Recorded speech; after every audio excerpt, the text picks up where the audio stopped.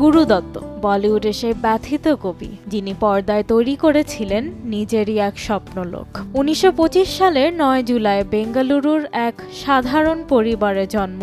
আসল নাম ছিল ভাসন্ত কুমার পাডুকোন, তবে শৈশব কেটেছে কলকাতায়। বাংলা সাহিত্য, রবীন্দ্রনাথ এবং বাংলার সাংস্কৃতিক আবহেই তৈরি হয়েছিল তার দৃষ্টিভঙ্গি, যা পরবর্তী জীবনে তাকে আলাদা করে দিয়েছিল আর সব চলচ্চিত্র নির্মাতাদের থেকে।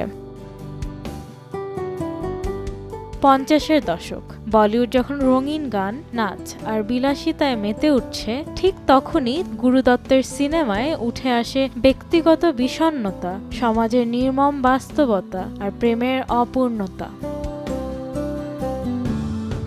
পেশায় তিনি ছিলেন প্রত্যাখ্যাত কবি, কাগজকে ফুলে পরিত্যক্ত নির্মাতা, আর সাহিব বিবি আর গুলামে তিনি হয়ে ওঠেন নিঃসঙ্গ মানবিকতার এক নীরব কাহিনী। তার ছবিগুলো শুধুই সিনেমা নয়, ইতিহাসের দলিল। গুরুদত্ত শুধু পরিচালক ছিলেন না, তিনি ছিলেন অভিনেতা, চিত্রনাট্যকার, গায়ক, এমনকি ক্যামেরার পেছনের মানুষও, একজন পূর্ণাঙ্গ চলচ্চিত্র শিল্পী। তিনি বিশ্বাস করতেন একজন নির্মাতা তার হৃদয়ের সবচেয়ে গভীর কথাগুলোই পর্দায় সবচেয়ে ভালোভাবে বলতে পারেন। টাইম ম্যাগাজিন প্যাসাকে রেখেছে বিশ্বের শ্রেষ্ঠ 100 সিনেমার তালিকায়। মার্টিন স্করসেজি থেকে ফাতি আখ্যেন, বিশ্বের অনেক পরিচালক গুরু দত্তের সিনেমাকে বলেন সিনেমার কবিতা।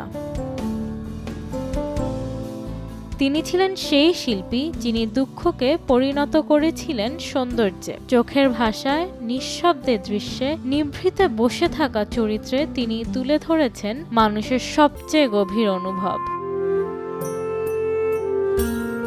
মাত্র 39 বছর বয়সে 1964 সালে মৃত্যুবরণ করেন গুরু দত্ত, কিন্তু তার রেখে যাওয়া চলচ্চিত্রিক উত্তরাধিকার আজও দর্শকের হৃদয়ে প্রতিধ্বনিত হয়, নতুন করে মনে করিয়ে দেয় দুঃখ হতে পারে এক অপূর্ব শিল্প।